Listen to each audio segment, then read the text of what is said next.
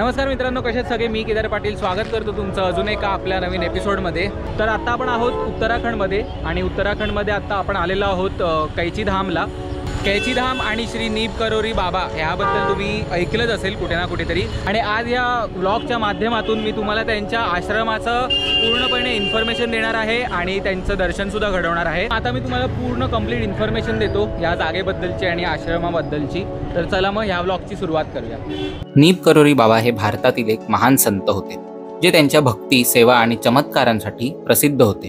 त्यांनी लोकांना प्रेम, सेवा आणि श्रद्धेचा संदेश दिला। फक्त भारतातच नव्हे तर जगभरातील लोक त्यांच्याशी प्रभावित झाले।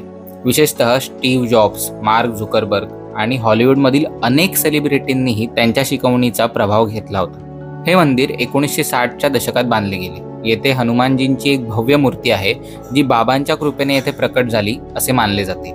असे म्हणतात की जो कोणी येथे सत्य श्रद्धेने येतो त्याच्या सर्व इच्छा पूर्ण होतात। हे मंदिर नैनिताल पासून फक्त 18 किलोमीटर अंतरावर आहे। येथे पोहोचण्यासाठी तुम्ही टॅक्सी, स्वतःची कार किंवा स्थानिक बसने प्रवास करू शकता। डोंगराच्या मधोमध असलेले हे मंदिर खऱ्या अर्थाने भक्तांसाठी एक ऊर्जा केंद्र आहे। येथे आल्यावर तुम्ही हनुमानजींची दर्शन घेऊ शकता, बाबांच्या समाधीवर प्रार्थना करू शकता आणि आश्रमातील साधू संतांकडून आध्यात्मिक ज्ञान घेऊ शकता।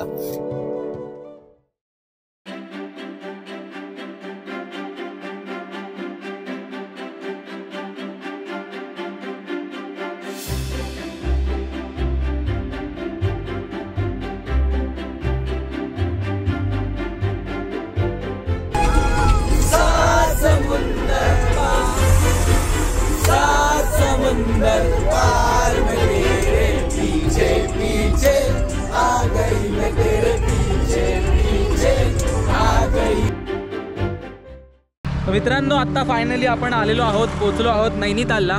आणि नैनितालला जसं की तुम्ही सगळ्यांना माहितीच आहे, नैनिताल लेक खूप फेमस आहे आणि तिथे आता आम्ही बोटिंग करायला जात आहोत। तर मग तुम्हाला मस्तपैकी मी आता व्ह्यू दाखवतो।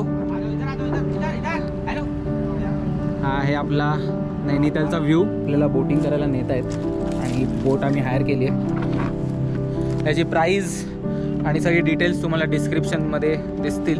आता आम्ही करणार आहे बोट राईड एन्जॉय।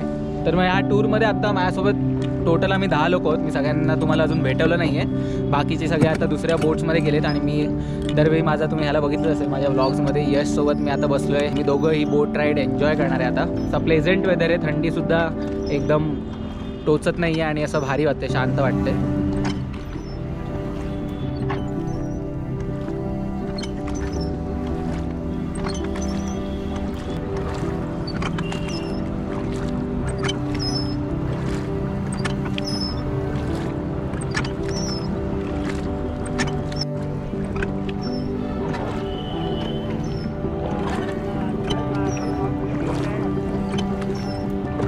आपका नाम क्या है भैया? ललित सिंह रौतेला। यहाँ से ही पैदाइशी है। कितने साल से बोट चला रहे हो आप यहाँ पे? 4-5 साल। 4-5 साल से। क्या बात है। कसं वाटतंय?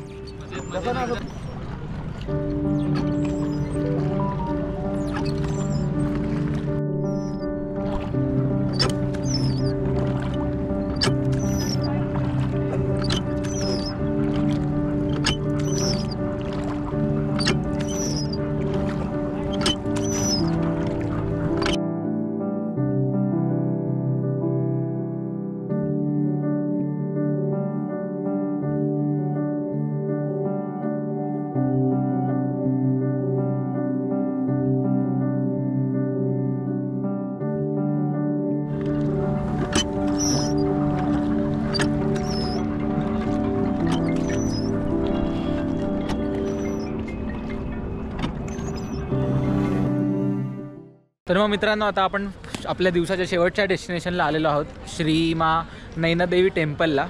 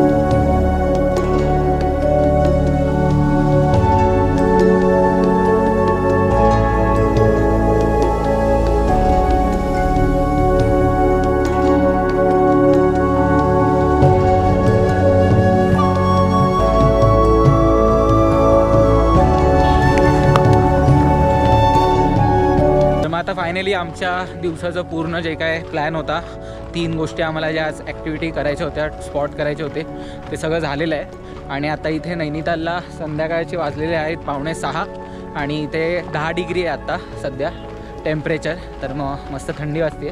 तर मग शॉर्टमध्ये तुम्हाला आजच्या दिवसाचा आमची आयटिनरी सांगतो मी तुम्हाला.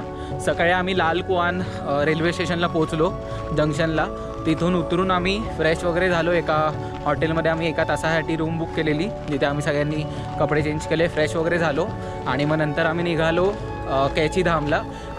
नीप करोली बाबा म्हणून आश्रम आहे, आम्ही त्या आश्रमाचे दर्शन घेतले, कैचीधाम बघितला. आणि मग नंतर आम्ही आलो नैनितालला आम्ही केलं जेवण. आणि जेवण झाल्यानंतर आम्ही सगळ्यांनी नैनिताल लेकला बोटिंग केली.